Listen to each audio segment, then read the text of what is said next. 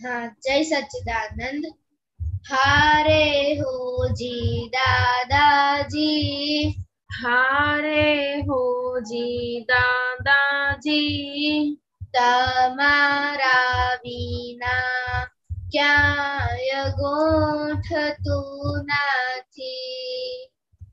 તમારા વિના ક્યાંય ગોઠતું નથી.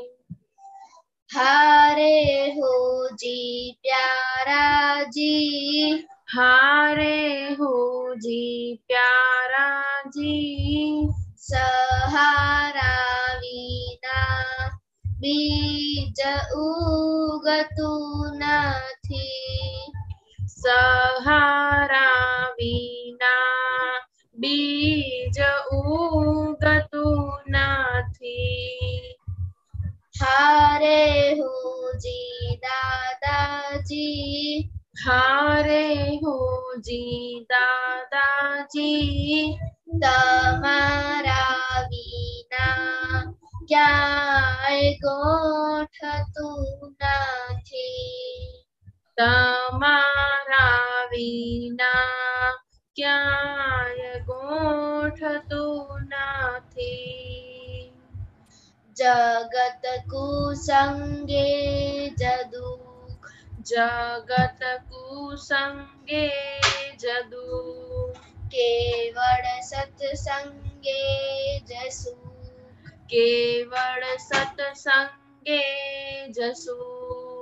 દાદાજીનું હસતું મુખ, દાદાજીનું હસતું મુખ, શમણે દર્શન થાતા સુખ, શમણે દર્શન થાતા સુખ. હીરા મોતી મારાજી, હીરા મોતી મારાજી, સમૃદ્ધ સતિયા વિના દલડું ઠરતું નથી. સમૃદ્ધ સતિયા વિના દલડું ઠરતું નથી. હારે હો જી દાદાજી, હારે હો જી દાદાજી, તમારા વિના ક્યાંય ગોઠતું નથી. તમારા વિના ક્યાંય ગોઠતું નથી. દુનિયાભરમાં લુખ્ખું લાગે, દુનિયાભરમાં લુખ્ખું લાગે, સત્સંગ વિના સૂનું લાગે, સત્સંગ વિના સૂનું લાગે. બિરહો દિવસ રાત જાગે, બિરહો દિવસ રાત જાગે, જ્ઞાની ભવની ભાવટ ભાંગે, જ્ઞાની ભવની ભાવટ ભાંગે. રોકો અતિક્રમણાજી, રોકો અતિક્રમણાજી, આતમ રમણા વિના કાંઈ રૂચતું નથી. આતમ રમણા વિના કાય રૂચતું નથી. હારે હો જી દાદાજી, હારે હો જી દાદાજી, તમારા વિના ક્યાંય ગોઠતું નથી. તમારા વિના ક્યાંય ગોઠતું નથી. જય સચ્ચિદાનંદ. Jai Satchidanand. Keshavanji is coming. Okay. तो चिनाई तीन त्रिमंत्र बोलिए. हाँ जी, हाँ जय सच्चिदानंद. नमो वीतरागाय नमो वीतरागाय नमो अरिहंताणं नमो अरिहंताणं नमो सिद्धाणं नमो सिद्धाणं नमो आयरियाणं नमो आयरियाणं नमो वसायाणं नमो उवसायाणं नमो लोवे सवसाहुणं नमो लोए सौव साहुणं ऐसो पंचनमुखारो ऐसो पंचनमुक्कारो सौवपावपनासनो सौवपावपणाशनो मंगलानं च सौवेसिं मंगलाणं च सौवेसिं परमं हवै मंगलम् पडवं हवै मंगलम् ॐ नमो भगवते वासुदेवाय ओम नमो भगवते वासुदेवाय ॐ नमः शिवाय ओम नमः शिवाय जय सच्चिदानंद जय सच्चिदानंद Jai Satchidanand. Tonight, daily prayer. Oh, wait, Avya daily prayer. जय सच्चिदानंद। हे दादा भगवान, आप मुझे ऐसी शक्ति प्रदान करें कि मैं कभी भी अपनी और को कॉम्प्रोमाइज नहीं करूं, ताकि मेरा शरीर योग साधन मुझे मेरे ध्येय को यानी कि पढ़ाई में और सत्संग में हमेशा सहायक बने। मैं पढ़ाई में बिल्कुल सिंसियर रहूंगा। मैं बुरी सोबत से कृष्ण से हमेशा दूर रहूंगा, और कुछ भी हो मेरा सत्संग कभी भी छूटे नहीं, ऐसी परम कृपा करना। प्रार्थना, वचन, काया का योग और अपनी आत्मा का उपयोग केवल परोपकार यानी जीव मात्रा की सेवा के लिए करूं तो सबसे बड़ा मानव धर्म है। मैं हमेशा अपना स्वयं का और अन्य सभी लोगों के जीवन में विश्वसनीय, सिंसियर, नैतिक, मोरल और शुद्ध बना रहूंगा, ताकि मैं बराबर दादा भगवान जैसा परम अक्षुब्ध तत्व का आदमी, मैन और पर्सनैलिटी बन पाऊं। हे दादा भगवान, मैं आगे अपनी माता पिता की बात हमेशा सुनने का संकल्प लेता हूँ और उन्हें कभी भी अहंकार से जवाब नहीं दूंगा। कृपया इस समय में मुझे अनंत आंतरिक शक्ति प्रदान करें। Jai Satchidanand. आपको अभी 9 कलम आ गया है? हाँ, ओके, नंबर 5 बोलिए। हे दादा भगवान, मैंने कोईपन देता है जीवात्मा किसी ने हे दादा भगवान, मेरे कोईपन देता है जीवात्मा साथी क्यारेपन कठोर भाषा तंत्रिली भाषा न बोलाय न बोलवाय के बोलवा प्रत्यय नानु शक्य हो। કોઈ કઠોર ભાષા તંત્રી ભાષા બોલે તો મને ઉર્દू ઉર્दू भाषा बोलવાની પણ શક્તિ આપો। સચ્ચિદાનંદ। वेरी गुड, सब आ गए। ओके, खुशी अहमदाबाद। जय सच्चिदानंद। हे दादा भगवान, मुझे पढ़ाई में समझने में जो भी बाधा या अंतराय आते हैं, जो भी ऑब्स्ट्रक्शंस आते हैं, उन सभी को तोड़ने का मैं दृढ़ निश्चय करती हूँ। आप ऐसी कृपा करें कि जिससे मेरे दर्शन ऊपर के आवरण टूट जाए और मेरी पढ़ाई सही ढंग से हो, ऐसी परम शक्ति आप हमें दे। जय सच्चिदानंद। जय सच्चिदानंद। ओके, दीदी। हाँ, जय सच्चिदानंद। हे दादा भगवान, दादा हम हैं आपके बच्चे, हम आपके बच्चे, दिल के हैं सच्चे, दिल से हैं सच्चे, दिल भी है कच्चे, दिल भी है कच्चे, काम करेंगे अच्छे अच्छे, काम करेंगे अच्छे। जय सच्चिदानंद। जय सच्चिदानंद। Very good. आज का बहुत लाइट ऑडियंस है केशव दादा, तो हाँ जी। होमवर्क क्या था दीदी? हाँ, जय सच्चिदानंद। आज का होमवर्क ये था कि हमें स्टडी में कहाँ पे गुड क्वालिटीज और बैड क्वालिटीज है हमारे अंदर। ओके, गुड और बैड क्वालिटीज मालूम है आपको? कल कल किसने बताया था? निमेश दादा ने। निमेश सर क्या बोला था क्वालिटीज गुड और बैड में? किसको हाँ याद है? किसके पास नोट्स है? ओके मोनिका, खुशी दीदी, चिनाय। अगर हम गुड क्वालिटी देखते हैं तो उसे विनय भी कहा जाता है। किसी के अंदर, मैंने अभी दीदी के अंदर गुड क्वालिटी देखा है तो मैंने विनय किया है, ऐसा होता है। और गुड क्वालिटी उसमें क्या है, सभी के अंदर, अगर हमारे अंदर गुड क्वालिटी है तो हमें सारे लोग, सभी के अंदर गुड क्वालिटी।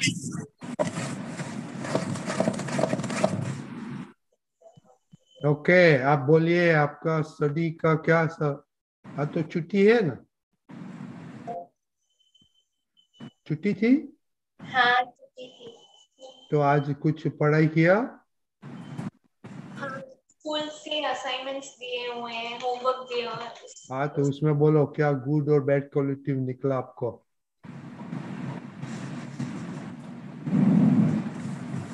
प्रहर, how to mute you? Okay हाँ मैंने आज स्टडी में good quality। मोनिका, आपको मत बोलने का है, उसको बोलने को। नहीं देखा तो बोलो नहीं देखा। नहीं देगा। हाँ क्यों नहीं देखा? और लेजीनेस है। ओके मोनिका दीदी। हाँ जय सचिदानंद, मेरी स्टडीज में बैड क्वालिटी ये है कि जब भी मैथ्स में कोई सम में गलती कर देती हूँ तब मुझे वो ऐसा लगता ही रहता है कि वो डिफिकल्ट है, वो डिफिकल्ट है, और मैं उसे ट्राई करना ही छोड़ देती हूँ। और गुड क्वालिटी ये है कि मैं जब भी फ्री टाइम हो तो मैं 50 सम्स या फिर 40 सम्स ही कर पाती हूँ, तो मुझे 70 सम्स करना है और सभी सब्जेक्ट में मुझे कॉन्सेंट्रेट भी करना है साथ में। ओके भाई आपको देखो वो आपका बिजनेस क्या है? पढ़ाई करनी है, पढ़ाई हाँ का बॉस, स्टडी का बॉस बनने का। हाँ तो आप वो आपका स्टडी करने का वो धंधा है तो आप सीईओ कौन है आपका धंधा का? नहीं हाँ स्टडी है या फिर नहीं, सीईओ मालूम हो क्या होता है? हेड, जो बॉस। चीफ एग्जीक्यूटिव ऑफिसर कौन होता है आपके धंधे का? हम ही है, हाँ स्टडीज हो। वो कौन बॉस है सीईओ का? सीईओ कौन है? आपको नहीं मालूम आपका धंधा के कौन बॉस है? ओके ठीक है मैं बस। हाँ मैं ही हूँ स्टडी की सीईओ। हाँ तो बाद में ऐसा ऐसे क्यों होता है आपका धंधा में? आपको पापा बोलते हैं कि मैं 10 दिन का धंधा बंद करके मैं सो जाऊंगा? कभी पापा ने बोला कि नहीं मूड नहीं है? नहीं। हाँ तो वो आपका पापा सीईओ है बिजनेस का। ओके हाँ खुशी दीदी, करिश्मा दीदी। हाँ जैसे मैम आज मैंने मम्मी की मदद की थी, नौकर 2 बार की थी, श्रीनगर मेंटेनेंस की थी। वेरी गुड, आप तो बहुत सिंसियर हो गए। आपको सीईओ कैसे बोलना का बनने का वो केशव दादा बताएगा। ओके विधि दीदी। हाँ जय सच्चिदानंद, स्टडीज में मेरी बैड क्वालिटीज, मुझे मतलब बहुत स्टडी की और बाद में मतलब कुछ कंटाल आ जाता है, फिर दूसरा सब्जेक्ट पकड़ने की इच्छा नहीं होती है। तो खाने खाने में ऐसा क्यों नहीं होता? पता नहीं। क्योंकि उसमें आप वो झाड़ू वाला है इसलिए तो आपको सीईओ का काम करने का नहीं करते, तो झाड़ू मारने का काम अच्छा लगता है। खुशी अहमदाबाद। हाँ जय सच्चिदानंद, अभी तो मेरा वेकेशन चल रहा है। तो क्या हो गया? वेकेशन चला तो वो कुछ प्रोजेक्ट नहीं किया आपने? सारा दिन क्या करती है? मैं अब तो 1 घंटा एक्सरसाइज करती हूँ। ओके ओके अव्यय। हाँ जय सच्चिदानंद, बैड क्वालिटी में मेरा ये है स्टडी में कि मेरी जब वैकेशन होती है तो मुझे ज्यादा स्टडी करना अच्छा नहीं लगता। और गुड क्वालिटी है क्या, मुझे मैथ्स प्रॉब्लम सॉल्व करने में मजा आता है। लगता है मुझे। Very good. प्रहार। हाँ, मेरी पढ़ाई में बैड क्वालिटीज मुझे कोई बार आलस आ जाती है और कंटाला आता है पढ़ाई करने में। और गुड क्वालिटीज मैं जो भी रीड करता हूँ और वो सब करता हूँ वो मुझे याद रह जाता है एक दो बार में। और आज आज तो मेरी छुट्टी थी स्कूल में। मैंने कल भी छुट्टी थी गुड फ्राइडे की। तो जो पहले जो भी होमवर्क था वो सब कल तक मैंने सारा फिनिश कर दिया था, इसलिए आज मैंने होमवर्क नहीं किया पर एक्स्ट्रा बुक्स और एक्स्ट्रा रीडिंग किया था। ओके, तो ये कंटाला क्यों आता है? आप सीईओ नहीं, आप पापा जब भी बोलेगा नौकरी नहीं जाने का है 10 दिन, तो क्या करेगा आप? हाँ, क्या खाना खाएंगे? ऐसा है, वो सीईओ का धंधा है। आप स्टडी अच्छा नहीं करेगा, कंटाला आएगा तो प्रॉब्लम होगा। रुद्रा। जय सच्चिदानंद। मेरे को मेरी बैड क्वालिटी ये है कि मेरे को कंटाला आ जाता है और कंटाला आ जाता है बीच बीच में। और मेरी गुड क्वालिटी ये है कि मुझे मैथ सब्जेक्ट मेरा फेवरेट सब्जेक्ट। ओके, तो अभी ऐसे करो बच्चे लोग, अभी एक दिन खाने और एक नहीं 5 दिन खाने में कंटाला लेके आना, चलेगा? नहीं। क्यों? किसी ने, भगवान ने बोला है 5 दिन नहीं खाएगा तो मर नहीं जाएगा, जैसे भगवान ने बोला है, तो कुछ नहीं होगा 5 दिन नहीं खाएगा। ओके, ये स्नेहा किधर से आई है?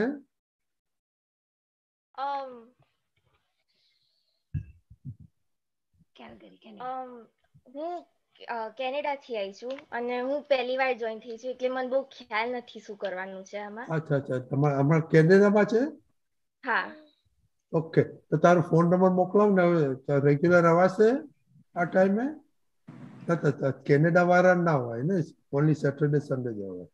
ઓકે, અત્યારે તો મારે વીકેન્ડ ચાલે છે એટલે હું સેટરડે સન્ડે તો જોઈન કરી શકીશ પણ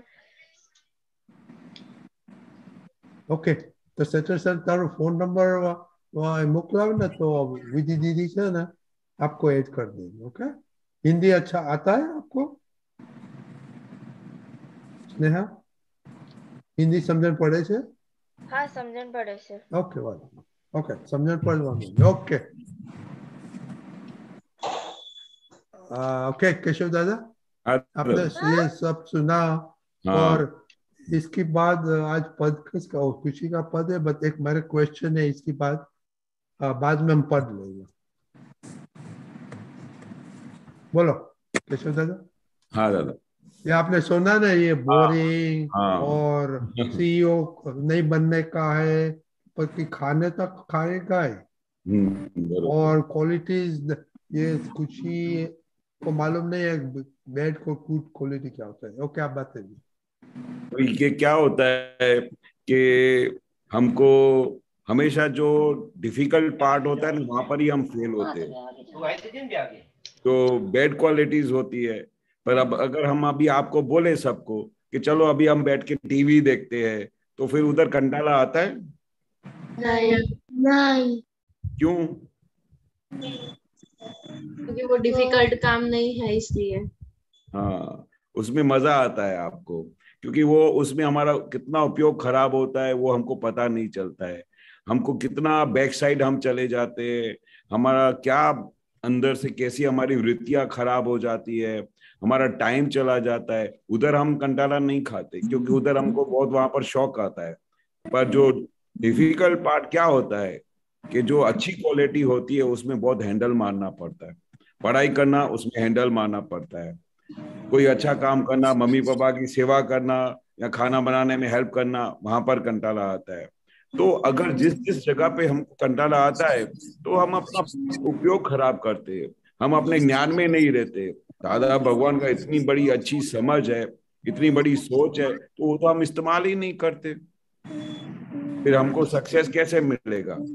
जब तक हम दादा की बातों का बहुत सीरियसली फॉलो नहीं करेंगे, उसको समझने की कोशिश भी नहीं करेंगे, और खाली कहने की खातिर इसमें अच्छा है, इसमें बुरा है, इसमें कंटाला आता है, इसमें नहीं आता है, तो हम एक्चुअली देखा जाए तो हम सीरियस नहीं है इस मैटर के बारे में। अगर आप सीरियस है तो फिर उसमें कंटाला जैसी चीज होनी नहीं चाहिए। इस ज्ञान के बाद, इतनी समझ के बाद, ये दादा की साइंस के बाद कंटाले जैसी चीज होनी ही नहीं चाहिए।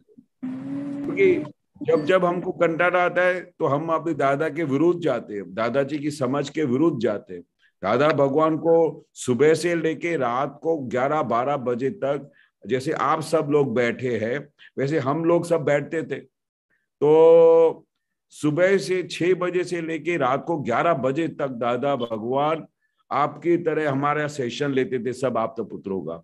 जैसे आप बैठे हैं ना, वैसे हमारा सेशन चलता था। सुबह को सत्संग, दिन को सत्संग, रात को सत्संग। पर दादा कभी भी कंटाला जैसी चीज ही नहीं होती थी। क्यों? क्योंकि दादा को ये खुशी मिलती थी कि मेरे इस साइंस से और मेरी इस समझ से आप लोगों को फायदा होता है, आप लोग प्रोग्रेस करते हैं, आप लोग प्रगति करते हैं, अपनी फील्ड में आगे बढ़ते हैं। जैसे आप अच्छी तरह से स्टडी करोगे और सीरियसली हर एक चीज को फॉलो करोगे तो आप एग्जाम में सक्सेस होगे कि नहीं होगे? हाँ, होंगे। करेक्ट। तो उसी तरह आप जिस चीज में भी हाथ डालते हैं, फिर चाहे घर का काम हो, अपने भाई बहनों को हेल्प करना हो, अगर स्टडी करना हो, ऐसा कोई भी सब्जेक्ट हो, उसमें आपको कंटाला नहीं आएगा। उसमें अगर आप अपना हेतु को समझोगे, कि इसका लक्ष्य को समझोगे कि इससे क्या फायदा होता है, तो कंटाले जैसी चीज गायब हो जाएगी।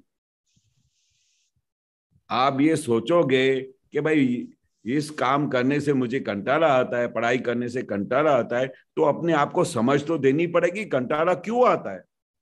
अपने आप से प्रश्न पूछना पड़ेगा कि नहीं पड़ेगा? हाँ, पूछना अगर पड़ेगा। उधर कंटाला आता है तो टीवी देखने में, मोबाइल देखने में क्यों कंटाला नहीं आता है? वो अपने आप से आप प्रश्न पूछोगे तभी आपको पता चलेगा। उसका टेम्पररी फल आए टीवी का, मोबाइल का, पर अगर स्टडी में आपको कंटाला आया तो आप इसका क्या रिजल्ट आएगा? पढ़ाई में अगर आपको कंटाला आता है तो उसका क्या रिजल्ट आएगा? हम एग्जाम में फेल होंगे, फिर हम आगे ही नहीं बढ़ पाएंगे। बिल्कुल सही। आपकी प्रगति सब बंद हो जाएगी, आपकी हर एक जो आपकी एम है लाइफ की वो खलास हो जाएगी। किसी को कोई डॉक्टर बनना है, कोई इंजीनियर बनना है, कोई बिजनेसमैन बनना है, जो कुछ अभी आप अपने मन में सोचते रहते हो, तो वो सोच आपकी वहां की वहां ही रह जाएगी। क्योंकि अपने को अगर खुद प्रोग्रेस करना है, प्रगति करना है और हमको अपने मुकाम पे पहुंचना है, तो किसी भी चीज में कंटाला नहीं आना चाहिए। ये सबसे पहला लेसन सीख लो, किसी भी चीज में कंटाला नहीं आना। क्योंकि अगर आपको एम पर, अपनी एम को प्राप्त करना है, अपने ध्येय को प्राप्त करना है, तो बाकी आपको एज अ ऑर्डिनरी ऐसा करके अपना जीवन पूरा करना है। थोड़ा स्टडी कर लिया, थोड़ा पास हो गए, थोड़ा ये किया वो किया करके आप अपना जो कुछ आपको थोड़ा 1-2 बार फेल हो गए, फिर पास हो गए, तो वो जीवन हमारे दादा की डायरी में बिल्कुल गलत है। वो हमारी डायरी में है ही नहीं। हम जो भी करते हैं सिंसियरिटी से करते हैं, ऑनेस्टी से करते हैं, मॉडरेटी से करते हैं, वो दादाजी का हमारी आज्ञा है। तो अगर हम जैसे दादा भगवान को किसी भी काम के लिए सुबह से लेके रात तक, आपको मैं एक चीज बताऊं, अगर आपको बार बार कोई पूछे कि आपका नाम क्या है, और फिर पूछे आप हकीकत में नेहा हो, आप हकीकत में धैर्य हो, बोलेगा नहीं, ये तो मेरा नाम है इस शरीर का, और मैं हकीकत में तो शुद्ध आत्मा हूं। अभी ये ऐसा रोज सवाल दादा 100 जनों को पूछते थे। अगर दादाजी से मिलने को 100 जने आते थे तो सेम सवाल पूछते थे, और कंटिन्यूअस 50 साल तक भी ये सवाल पूछते थे, पर दादा को कभी कंटाला नहीं आता था। क्यों नहीं आता था? क्योंकि उसके जवाब के बाद उसको रियलाइज होता था कि मैं हकीकत में ये नहीं हूं, और उसका माइंड खुलता था और वो अपने को दादाजी की बात को समझना शुरू करता था, तो उससे दादा को खुशी मिलती थी और वो अपने मार्ग पे आगे प्रगति करता था। तो जब हम दूसरों को सुख देते हैं, दूसरों को खुशी देते हैं और उसके साथ हमारा ध्येय हमारा नक्की हो जाता है, तो वहां से सब कंटाला गायब हो जाता है। क्योंकि हमको उसका रिजल्ट देखने का है कि उसकी रिजल्ट के बाद हमको क्या खुशी मिलने वाली है, हम कैसे अपने मुकाम पे पहुंचेंगे, हम अपनी मंजिल को पहुंचेंगे। ऐसा लक्ष्य रखेंगे तो हमको किसी भी सब्जेक्ट में कंटाला नहीं आएगा। मम्मी पापा की सेवा करने में भी कंटाला नहीं आएगा, क्योंकि उसका ध्येय पता चलेगा। आज अगर आप मम्मी को हेल्प करते हो खाना बनाने में, तो आप जब बड़े होगे तो आपको भी वही चीज हेल्प हो जाएगी। होगी कि नहीं होगी? जब आप बड़े होंगे, आप हॉस्टल में जाओगे, जब आप खुद माँ बनोगे, तो तब आपको उस समय काम लगेगा कि नहीं लगेगा? हाँ लगेगा। मेरे को ऐसा लगता है कि मुझे कंटाला आता है, मैं क्या रोज रोज मम्मी को हेल्प करूं। पर आज नहीं तो कल जो जो चीज में आपको कंटाला आता है, वो चीज एक दिन बहुत ही लाभदायक बनने वाली है। इसलिए वो माइंड में से वो लक्ष्य निकाल दो। घंटाले जैसी चीज होनी ही नहीं चाहिए। देखो देखो, एक चीज, अपना स्केड्यूल है, राइट? पढ़ाई का स्केड्यूल है, तो सारे दिन ये करने का है, वो नक्की होता है कि नहीं?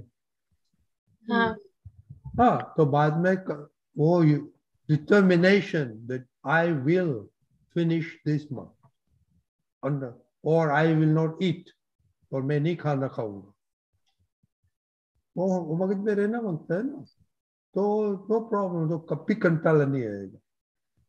ओके, जरा देखने का। ओके, तो आज केशव दादा, हाँ दादा, आज तो स्पेशल दिन है।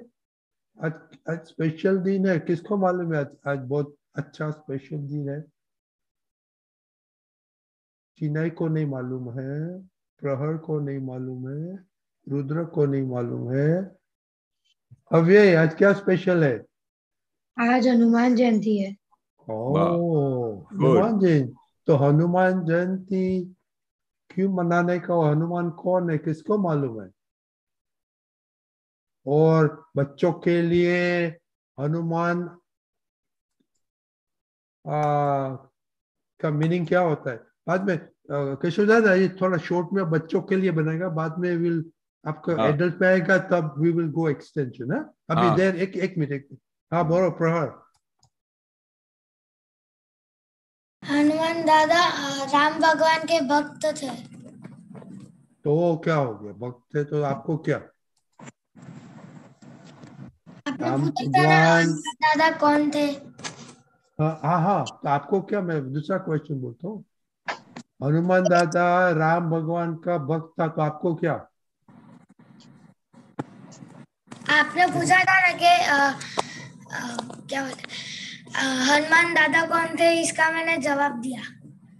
नहीं, वो तो मैं दूसरा क्वेश्चन किया ना। हाँ दीदी, मोनिका दीदी नहीं मालूम है?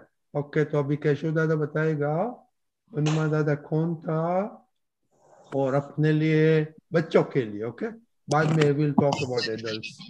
ओके, केशव दादा बाद में पढ़ लेगा। हाँ,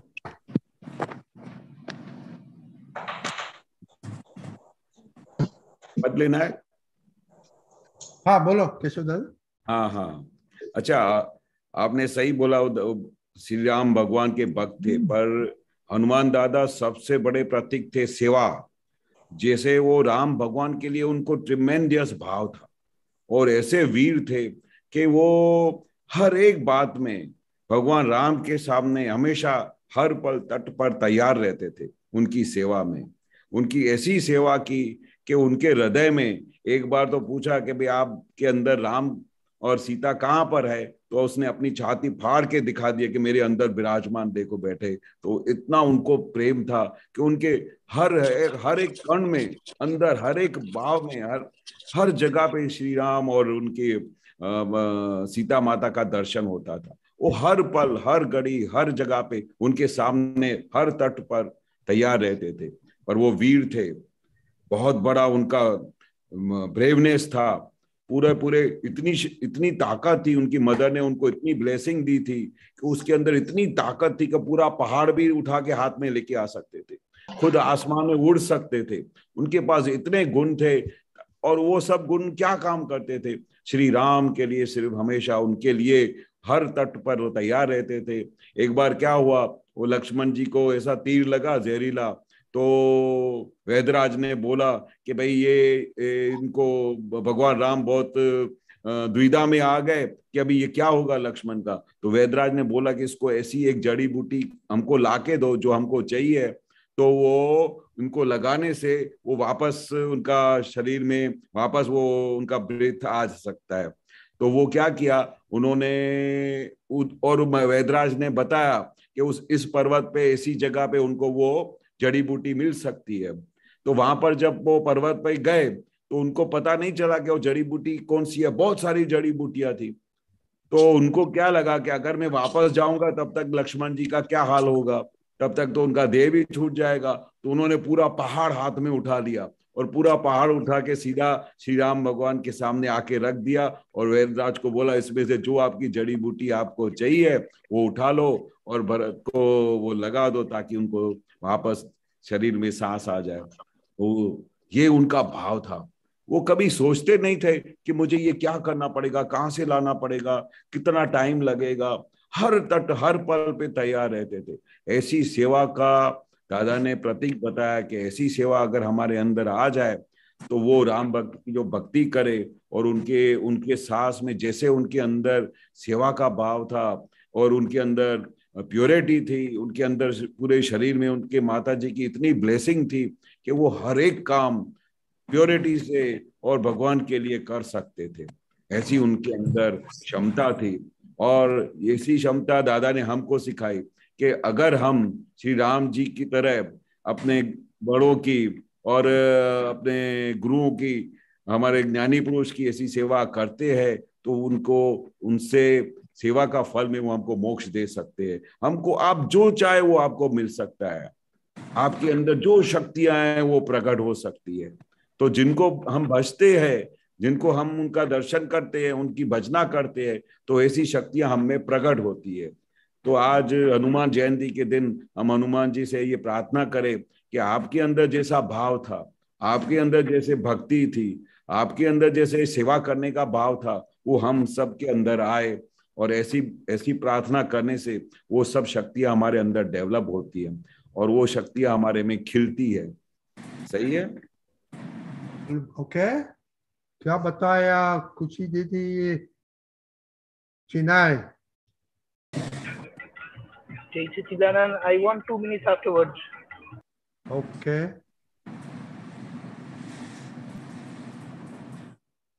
खुशी आपने सुना कुछ? हाँ हाँ, जय सच्चिदानंद। कौन हनुमान दादा कौन था? कि वो राम भगवान के भक्त थे। Okay, very good. तो आपके लिए वो क्या एग्जाम्पल है?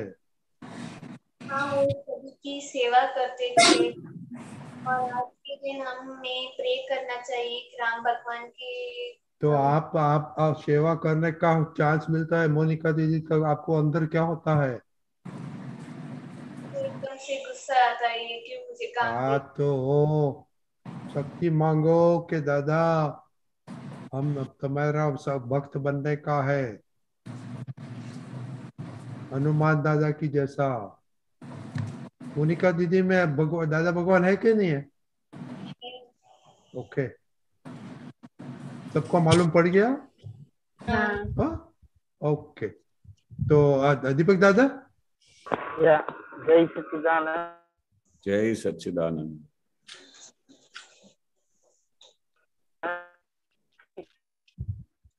दादा please turn your video of.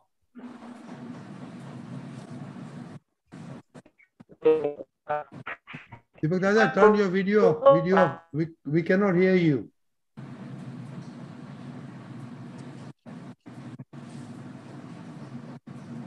Deepak Dada.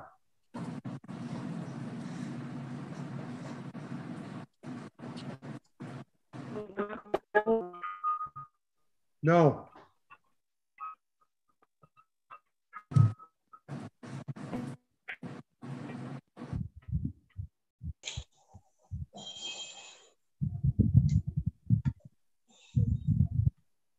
Okay, we lost him. Okay, एक मिनट. हाँ.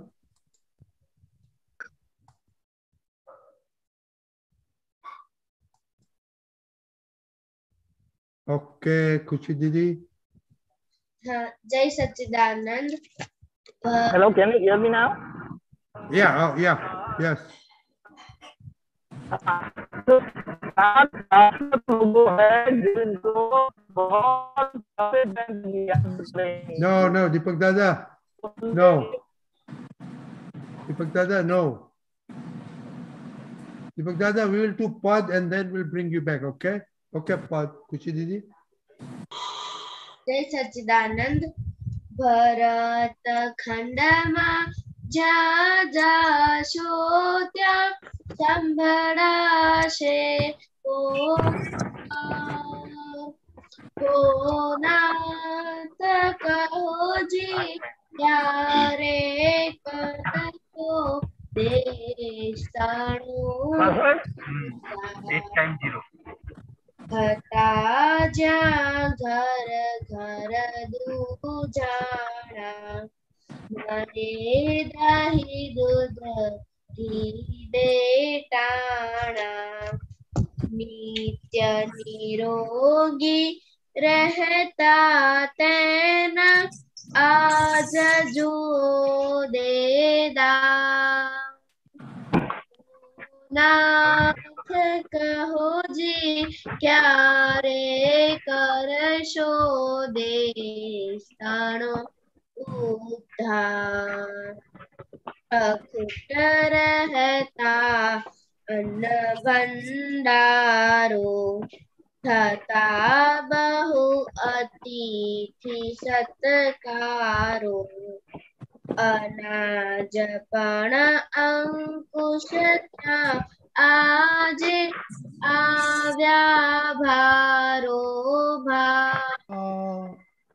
हो नाथ कहो जी क्या रे करशो देशाणो उद्धार. जय सच्चिदानंद. जय सच्चिदानंद. बहुत बढ़िया आपने गाया, बहुत बढ़िया पढ़ा. मालूम है ये तो मम्मी ने बोला होगा. मम्मी को पूछा क्यों बोला ये गाने का बोला?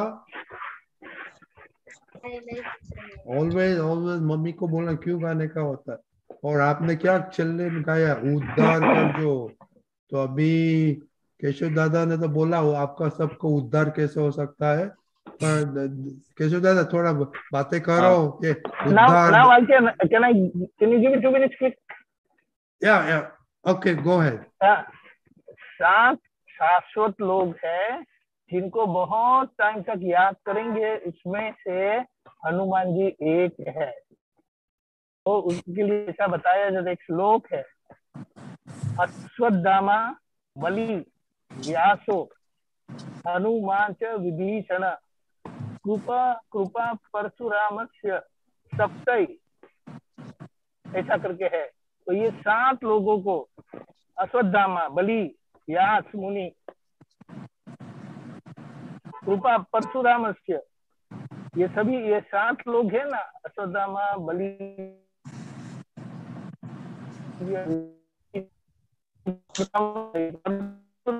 You're breaking up.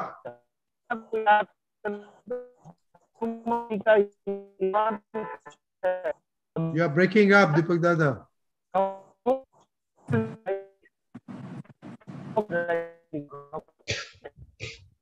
I'm sorry. We cannot hear you. We cannot hear you. Go ahead. Jai Sachidana. Okay, Jai Sachidana. Okay, Keshav दादा. हाँ दादा, बहुत अच्छा पद था. उसमें एक ही बहुत बड़ा रहस्य है कि हम कविराज ने ऐसे भक्ति की है कि हे दात आप कब हम सबका उद्धार करोगे, हम कब अपने ध्येय को प्राप्त करेंगे, हम कब अपने मुकाम पे पहुंचेंगे, ऐसे हम प्रार्थना करते हैं. तो दादा भगवान को हम ये प्रार्थना करते हैं कि आप अभी आए हो, क्योंकि हमको कितने भव से कोई कनेक्शन नहीं मिला था, हमारा उद्धार करने वाला कोई मिला नहीं था, पर अभी हमारा उद्धार करने के लिए दादा भगवान हाजिर हो गए. तो पहले तो हमको कोई रास्ता ही मालूम नहीं था, हम तो ऐसे ही आंख बंद करके चल रहे थे. अंधेरे में चल रहे थे। पर अभी क्या हो गया, अभी हमको दादा भगवान मिल गए। वो दादा भगवान कैसे मिल गए कि वो हमारी हर गलतियों को माफ करके, हमारी हर गलतियों को हमारा नया रूप देके, उनको समझा के, हमको प्रतिक्रमण सिखवा के, और हमको हर तरह की जागृति देके हम सबका उद्धार करने के लिए दादा भगवान आ गए। तो हम सब कितने लकी है। पहले तो हमको पता ही नहीं था कि कैसे डायरेक्शन में चलना है, क्या अच्छा है, क्या बुरा है, क्या गुड क्वालिटी है, क्या बैड क्वालिटी है। पर ये दादा के इतनी बड़ी हम सबके ऊपर कृपा हुई, जिसकी वजह से हम अपने आप को पहचानने लगे, हमारी वीकनेसेस क्या है उसको पहचानने लगे। हम हर एक पद में, जैसे कबीरदास ने हर एक बात को खुला किया है। दादा भगवान के लिए भक्ति खुली की है, दादा भगवान के लिए भाव प्रगटा है, दादा भगवान की सिंसियरिटी और ऑनेस्टी के ऊपर लिखा है, मतलब हर एक सब्जेक्ट के ऊपर लिखा है। तो जितनी भी हमारे में जो वीकनेसेस है वो सब निकल जाती है। तो हम सब लकी है कि हम सब के लिए एक हमारा उद्धार करने के लिए दादा भगवान खुद हाजिर हुए हैं, हमको सही डायरेक्शन देने के लिए, हमको हमारे मुकाम पे पहुंचाने के लिए। तो दादा जब हम सब के ऊपर इतनी मेहनत करते हैं तो हमारा भी फर्ज है ना सिंसियरिटी में रहने का, प्रगति करने का, जो भी वीकनेसेस है उसको निकालने का, किसी जगह पे कंटाला नहीं आने का, वो हमारा फर्ज है ना। क्योंकि दादा भगवान हमारे लिए 18-18 घंटे बैठ के हमारे पे इतना हमारे लिए टाइम निकाला है, हमको इतना तैयार करने के लिए, ताकि हम सब अपने अपने मुकाम पे पहुंचे, अपने एम के पहुंचे। सही है, ठीक है। और ये उद्धार का मीनिंग क्या होता है, किसको मालूम है? ओ चिनाई, आपको मालूम है क्या कहा? उद्धार का मीनिंग क्या होता है? उपकार। नहीं, उद्धार, दादाजी उद्धार करी आपको। उधार, उधार लेते हैं और उसे no, make me successful. Okay. और बच्चे लोग, how can you be successful, कैसे हो सकता है आप?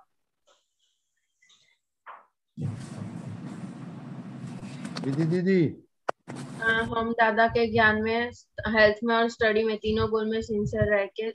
एग्जैक्टली, तीनों गोल में सिंसियर रहेगा तो ऑटोमेटिकली दादा आपको सक्सेसफुल बनाएंगे। तो बीच में वो बोरिंग आता है, हेल्प सेवा नहीं करने का है किसी को, वो आएगा तो कौन हेल्प करेगा?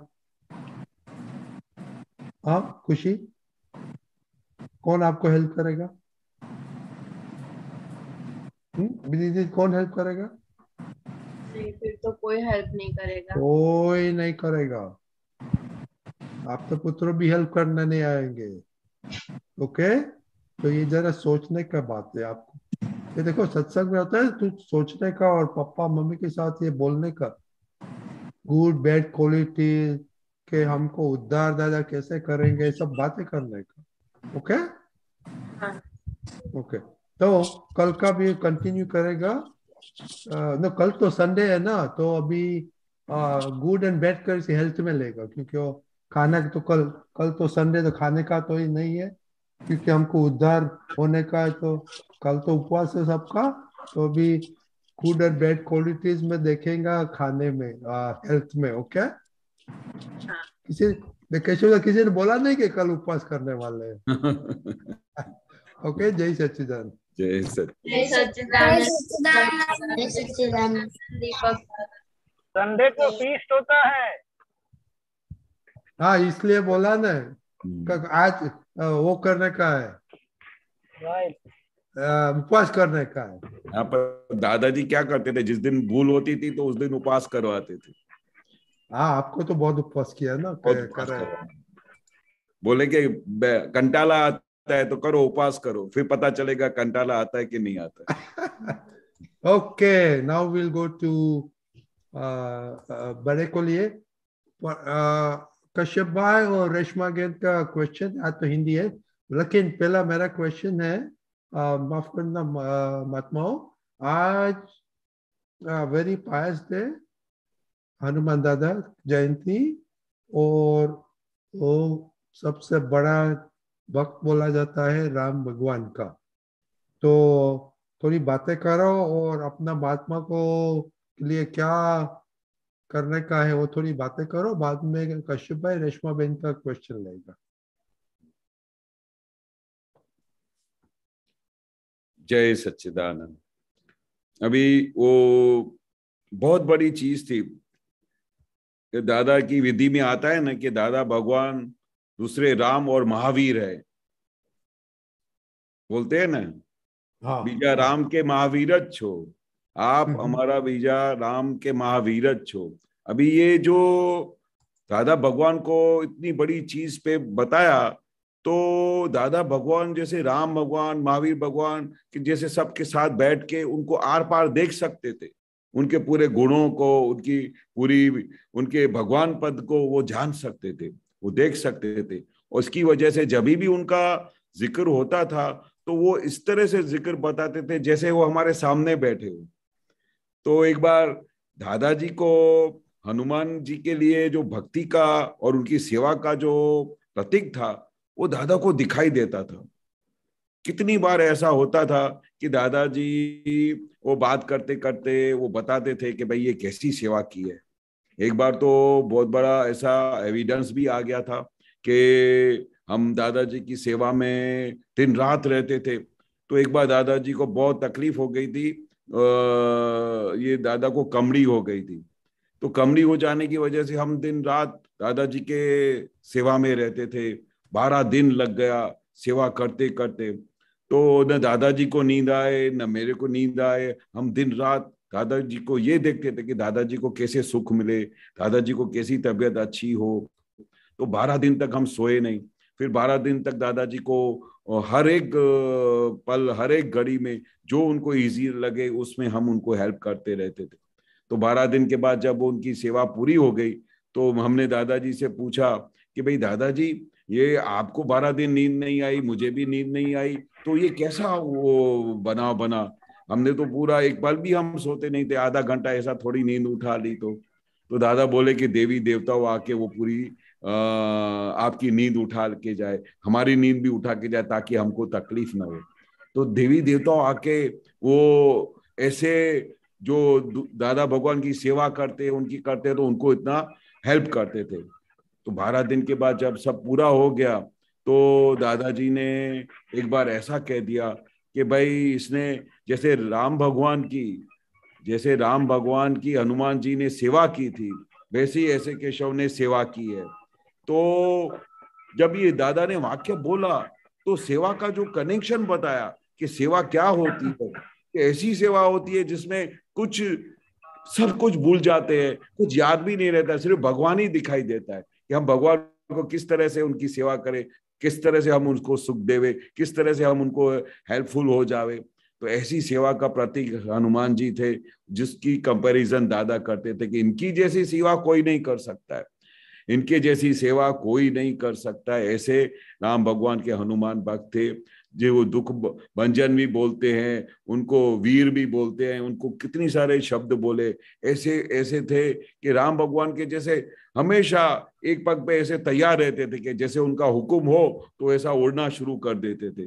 कहाँ से कहाँ जो कुछ हो, सीता के लिए दौड़े, हर एक चीज के लिए वो मतलब राम भगवान के छाए की तरह साए की तरह उनके साथ रहते थे।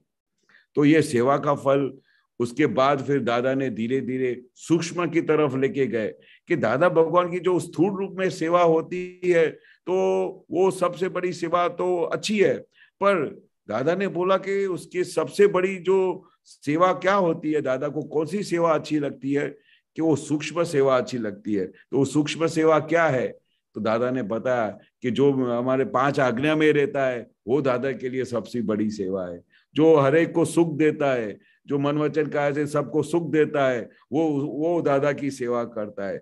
जो दादा के कहने के मुताबिक चलता है, दादा के आदर्श के ऊपर, दादा के विचारों के ऊपर, दादा के वर्तन के ऊपर, जो दादा की तरह जीवन जीता है, वो दादाजी की सबसे बड़ी सेवा करता है। तो मेन लक्ष्य क्या है, बाह्य भी सेवा चाहिए और अंदर भी सेवा चाहिए। मतलब जिस समय भी जिस संजोग में हमको सेवा का लाभ मिलता है वो सेवा का लाभ ले लेना चाहिए। ये हनुमान जी हमको सिखाते हैं। सेवा सिर्फ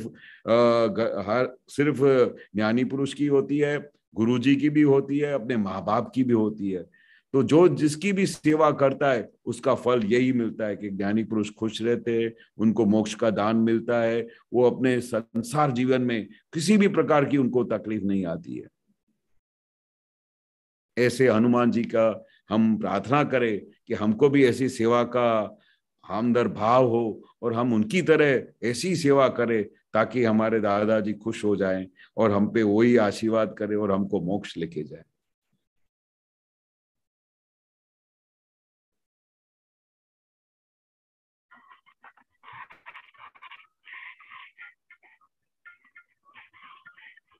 रजनीकांत साहब, okay. Kashyap, now एक मिनट, hold on. कश्यप भाई,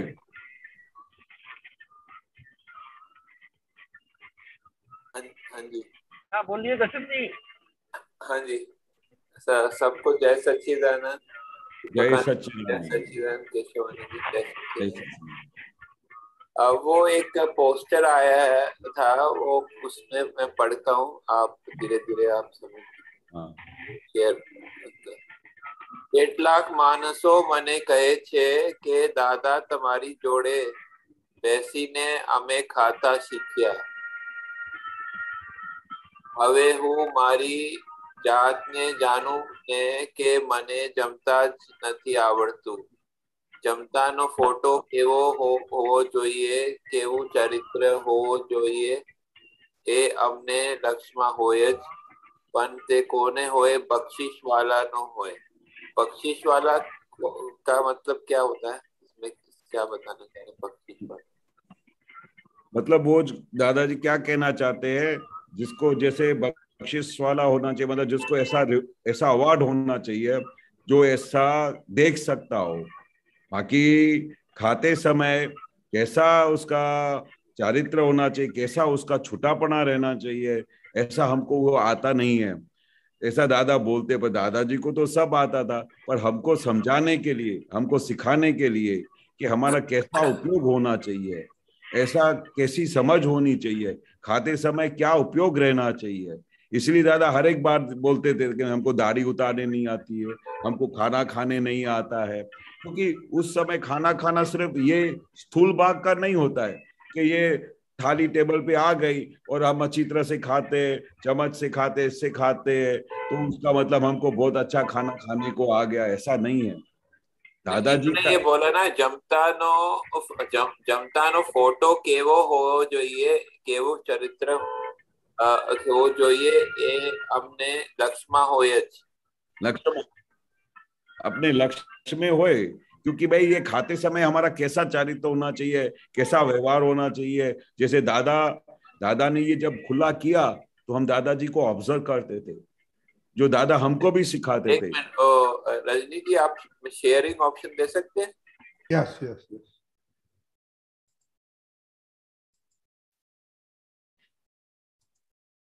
ओके। वो दादाजी वो बताते थे कि भाई वो कैसा फोटो होना चाहिए। फोटो का मतलब क्या कि खाते समय सबसे पहले दादाजी वो बताते थे, કેટલાક માણસો મને કહે છે કે દાદા તમારી જોડે બેસીને અમે ખાતા શીખ્યા।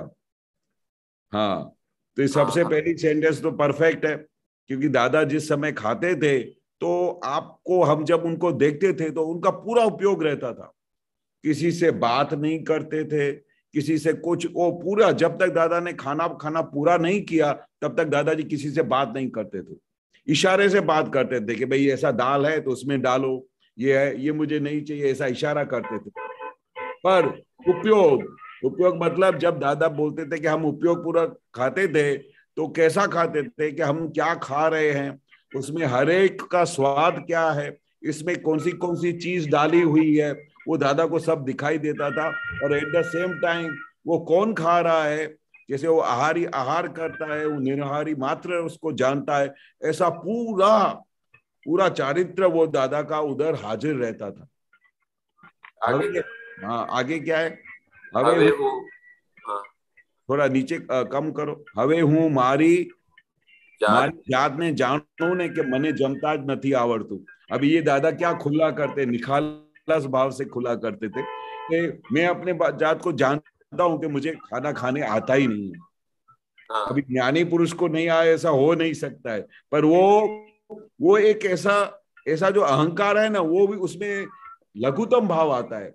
उसमें एक कोई भी प्रकार का अहंकार नहीं है कि मैं छुट्टा बना की जागृति में खाता हूं, मैं ऐसा खाता हूं. इसमें हर एक बात में दादा मने तो आवड़तु नहीं, यानी मुझे तो ये खाना खाने भी नहीं आता है. मतलब वो हमको सिखाना चाहते हैं कि किस लघुतम भाव में वो बोलते हैं. जो बोलते हैं ना मुझे अच्छी तरह से खाना खाने को आता है, आर करता है, मैं ऐसा छुट्टापना की जागृति में खाता हूं, ऐसा होता नहीं है.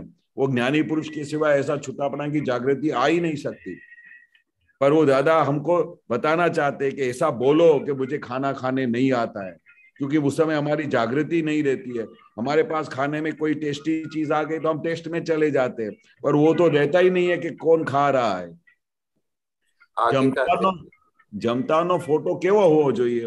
दादा बताते कि खाते समय उसका पूरा अपीयरेंस कैसा होना चाहिए, कैसा होना चाहिए, केवुं चारित्र होवुं જોઈએ. मतलब को चारित्र मतलब क्या कि कौन खा रहा है, कौन देख रहा है और खुद खा रहा है, ये जो चीज मुंह में जा रही है, टेस्ट किसको आता है, वो पूरा चारित्र ऐसा खुला होना चाहिए. वो हमको हमेशा लक्ष्य में हो, वो हमको हमेशा लक्ष्य में होता है, वो हमारे ध्यान में होता है कि आर्य आर करता है, मैं निर्हारी मात्र तेने जानता हूँ. और ऐसी जागृति किसके पास होती है? बख्शिश वाड़ा ने होए. बख्शिश जिसके पास गॉड गिफ्ट मिली हो. जैसे दादा ने बताया ना कि मेरे अंदर भगवान प्रकट हो गए. क्यों प्रकट हुए? क्योंकि उनको ऐसा पूरा ध्येय मिला, ऐसा प्योरिटी वाला पूरा घर मिला. तो ऐसी जगह पे वो भगवान की हाजिरी हुई. तो दादाजी वो बताते हैं कि भाई ये किसको फल मिलता है, ये किसको ऐसा लॉटरी मिलता है जो बख्शिश वाला हो, जिसके पास ऐसा कुदरती ब्लेसिंग हो, कुदरती भगवान उनके ऊपर राजी हो गया हो, ऐसा जिसके पास इनाम मिला हो, उसको वो ही शख्स, वो ही ज्ञानी पुरुष वो इस तरह से अलग होके खाना खा सकता है. बख्शिश मतलब कि जो अपने मतलब मन वचन का ऐसे अलग होके वो देखे ना. हाँ, जो उनके पास, जिसके पास ऐसा आर्ट हो, बख्शिश हो, जैसे नहीं बोलते इसके पास जैसे आर्ट है, जिसके पास ऐसा पूरा अपीयरेंस है, जैसे उनको बोलते हैं ऐश्वर्य है, ऐश्वर्य, उसके पास ऐसा गिफ्ट मिलता है. ठीक है, ठीक है. जय सच्चिदानंद. ओके, जय सच्चिदानंद. जय सच्चिदानंद. ओके, रश्मा बहन. जय सच्चिदानंद स्वामी जी. जय सच्चिदानंद. स्वामी जी, मेरा बच्चा है 14 साल का. उसकी थोड़ी तबीयत खराब रहती है, आपसे कुछ बात करना चाहता है, तो आप इससे थोड़ी बात करोगे? हाँ. जय सच्चिदानंद दादा. जय सच्चिदानंद. कैसा है? सही हूँ. अच्छा है? हाँ. बताओ. मेरा कल 8th क्लास का पेपर है. किसका पेपर है? मैथ का. हाँ. 8th स्टैंडर्ड बोर्ड का एग्जाम है. बोर्ड का. हाँ, बताओ. तो मुझे नर्वस फील हो रहा है. नर्वस? ओ हो. आप तो सिंह के संतान हो. आप वो गाते नहीं हो, सिंह के संतान को कोई कुछ हाथ भी नहीं लगा सकता है. और फिर आपके ऊपर दादा भगवान बैठे, चौदह का भगवान बैठा है, ब्रह्मांड का स्वामी बैठा है. तो जैसे आप छोटे हैं पर चारों तरफ से आपके मम्मी पापा जो साथ में बैठे हो, तो आपको सेफ साइड नहीं लगता है? फिर डर लगता है? नहीं. तो ऐसे ही आप बाहर निकलोगे, एग्जाम देने जाओगे, तो उधर दादा भगवान को साथ में लेके जाने का. तो दादा भगवान को आपने सौंपा कि हे दादा भगवान, आप मेरी इस परीक्षा में, अभी आपका नाम क्या है? मेरा नाम देव है. देव. बोलने का दादा भगवान, ये देव अभी परीक्षा देने जा रहा है और वो थोड़ा नर्वस होता है, पर दादा भगवान आप मुझे ऐसी शक्ति देना कि मेरी ये नर्वसनेस गायब हो जाए, आप मेरे साथ रहना, और ऐसा दादा से शक्ति मांगने का कि हे मैं दादा भगवान जैसा वीर हूँ, दादा भगवान जैसा सिंह का संतान हूँ, ऐसा सोच के और ऐसा बोल के जाने का। और दादा भगवान आप मेरे साथ परीक्षा में साथ में रहना, तो कोई भी प्रकार की नर्वसनेस नहीं आएगी, क्योंकि आप भगवान को साथ में लेके जाओगे, जो कुछ भी कर सकते हैं। क्या बोलते हैं दादा भगवान? कुछ भी कर सकते हैं। अगर आपका सच्चा भाव है, आपकी सच्ची दादा के लिए भक्ति है, दादा के लिए भाव है, तो दादा भगवान आपके साथ आके बैठेंगे और आपको किसी भी प्रकार की नर्वसनेस नहीं आएगी, ये गारंटी है। पर अगर दादा को साथ में नहीं लेकर जाओगे तो नर्वसनेस लगेगी, पर दादा भगवान साथ रहेंगे, फिर इस जगत में कोई भी नर्वसनेस नहीं आएगी। और दादा को बोलने का, दादा मैंने पढ़ाई अच्छी की है, आपने पढ़ाई तो अच्छी की है ना? हाँ। बस आपने पढ़ाई नहीं की हो तो फिर दादा हेल्प नहीं करेंगे, पर आपने पढ़ाई अच्छी की हो और सिंसियरली आपने स्टडी की हो और दादा को अपने साथ लेके जाओगे, तो दादा भगवान 100% आपके साथ बैठेंगे। हाँ। और कोई भी नर्वसनेस नहीं आएगी, मैं गारंटी देता हूँ। ठीक है। ठीक है? हाँ। सच्चे। और आप फिर आप ये सत्संग में क्यों नहीं आते हैं एवरीडे? इसको थोड़ा ये क्या है, इसकी अभी पिछले साल इसको अप्रैल में कोविड हो गया था, जिसके बाद इसकी कुछ फेफड़ों में इन्फेक्शन था, काफी तबीयत खराब। हाँ, तो ये इधर आएगा तो सब उसको मालूम पड़ेगा और अच्छा लगेगा। ओके दीपक दादा, दीपक दादा। Can you hear me? हाँ बोलो। सुनाई देता है? बोलो। हाँ, तो देव को बोलो पढ़ाई किया तो अपने आप पर शंका क्यों करते हो? हाँ हाँ बिल्कुल, डैडी मम्मी के आशीर्वाद है ना? हाँ। पापा मम्मी का आशीर्वाद है आपके ऊपर? हाँ। फिर दादा भगवान का आशीर्वाद है? हाँ है। हमारा भी आशीर्वाद है, ये रेड्डी दादा भी आशीर्वाद देते, कभी शंका नहीं करना। समझ गए? हाँ समझ गया। शंका नहीं करना, बड़े अच्छे से पूरे कॉन्फिडेंस से लिखो। हाँ हाँ ठीक है। हम सब आपके साथ है। हम सब आपके लिए प्रेयर करेंगे। हाँ देव, पूरे कॉन्फिडेंस से लिखो। हाँ। बहुत आशीर्वाद सभी तरफ से। हाँ हाँ। जय सच्चिदानंद। जय सच्चिदानंद। जय सच्चिदानंद। ओके गीता बहन।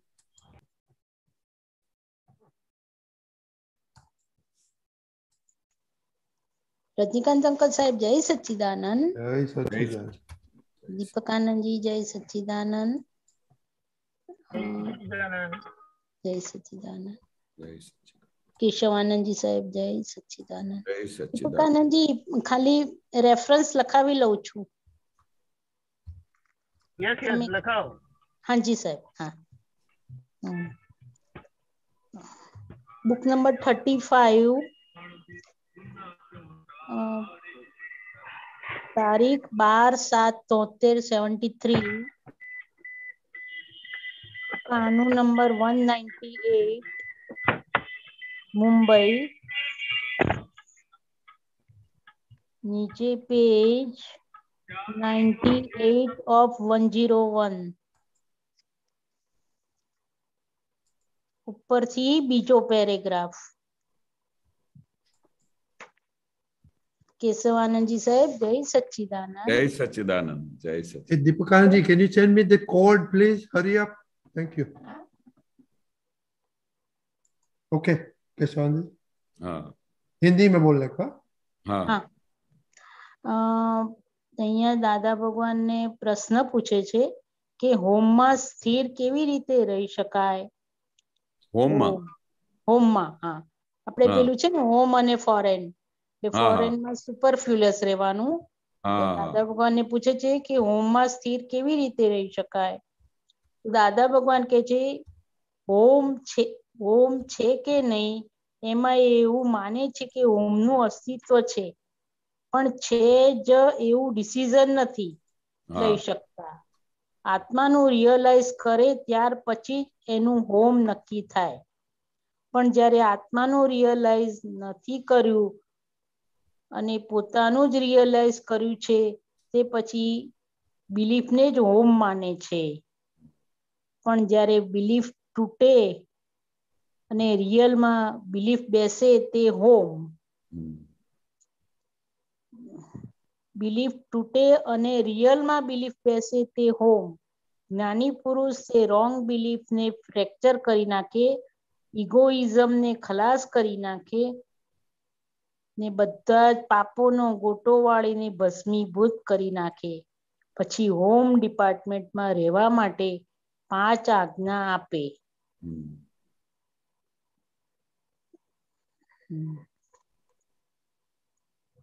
બરોબર.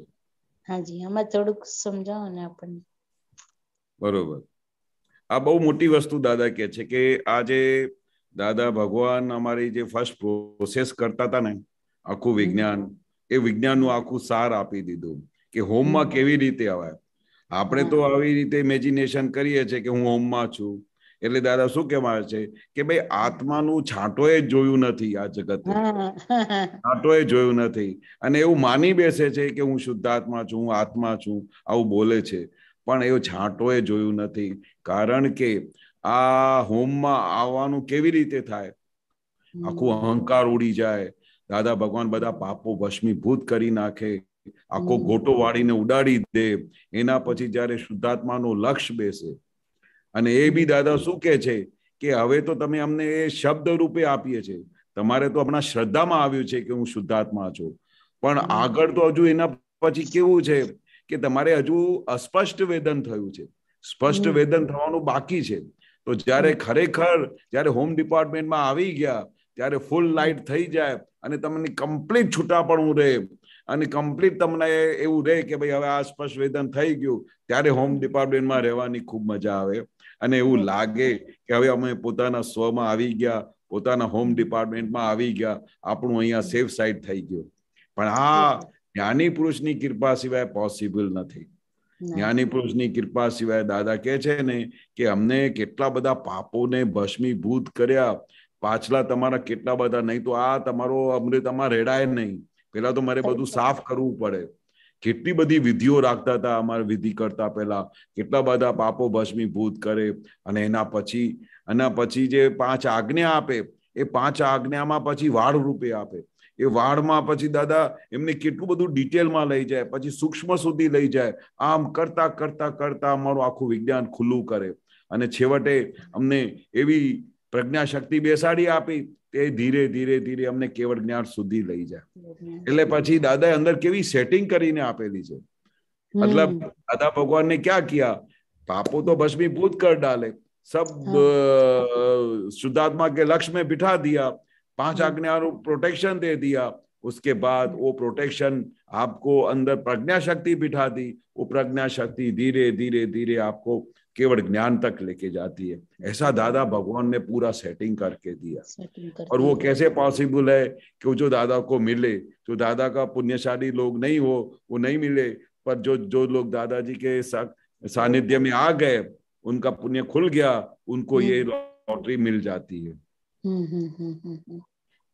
हाँ, बहुत सरस सरस सरस सरस सरस। हाँ, कोई छे रजनीकांत अंकल साहेब, पूछू पूछू? हाँ पूछो। हाँ पूछिए। हाँ अच्छे ने केशवानंद साहेब, આપણે છે ને આ અમારી આ બુકમાં છે ને કે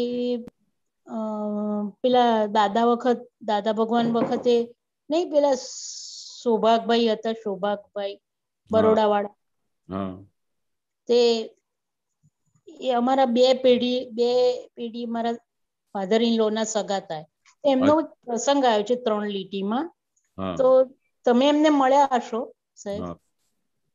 हाँ, नाम रिकलेक्ट है, सौभाग्यभाई। हाँ, તે બહુ બધા પુસ્તકોનું ભરેલું હતું એમનું રૂમ ને બધું. હા, એક કહું તમને લીટી કે એક કહું ને સાહેબ? હા, એક દિગંબરી જૈન હતા. તેમનો છોકરો MLA ને ગામમાં 10 વીઘા જમીન, એમનો બંગલો આખો. પણ એ જૈન દિગંબરી પુસ્તકોથી ભરેલો. સૌભાગ્યભાઈ એનું નામ. તે ભાઈને ઘડપણ આવેલું ને એમણે જાણ્યું કે મામાની પોળમાં જ્ઞાની પુરુષ છે. તે દોડતા અમારે ત્યાં આવ્યા. મેં જોઈ કે વાળ વધેલા, કપાયેલા નહીં, કાપેલા નહીં, નખ વધેલા ને ટોપી એંગલ ઉપર. તેમને જોતા મેં કહ્યું, તમારી ગયા ભાવની હજી પ્રકૃતિ ગઈ નથી. દિગંબરી સાધુઓને બહારની પડેલી ના હોય. તે એમને મને ઘેર લઈ ગયા એમના. પછી અમને ત્યાં બેસાડ્યા, અમને ગાદી ઉપર બેસાડ્યા. તો મેં એમને કહ્યું, તમે મારી જોડે બેસો. તો એવો કે અમે જ્ઞાન લેનાર છીએ ને તમારે તો અમારાથી ઊંચે બેસવું જોઈએ. આજ ભગવાનનો વિનય કર્યો. એટલે આમાં ખાલી એટલું જાણવું છે કે આજે દિગંબરીમાં જે આટલા જૂના હોય એ પણ આટલું બધું એનું બધું હોય અંદર, બધું લઈને આવ્યા હોય. बहु लेने आ तो गया भाव गए, उसका क्या होता है कि उनका पिछले जन्म का डेवलपमेंट होता है। ऐसा नहीं है कि भाई वो दिगंबरी हो या ऐसा हो, वो वही लेके आता है। हर कोई अपने अपने हिसाब से, हर एक अपने अपने लक्ष्य में से वो अपना डेवलपमेंट लेके आता है। और वो जो डेवलपमेंट लेके आता है तो फिर वो चाहे किसी भी धर्म में हो, किसी भी धर्म को फॉलो करता हो, किसी भी जैन देरासर हो, देरावासी हो, कोई भी हो, तो वो अपना लास्ट बर्थ का डेवलपमेंट लेके आते हैं।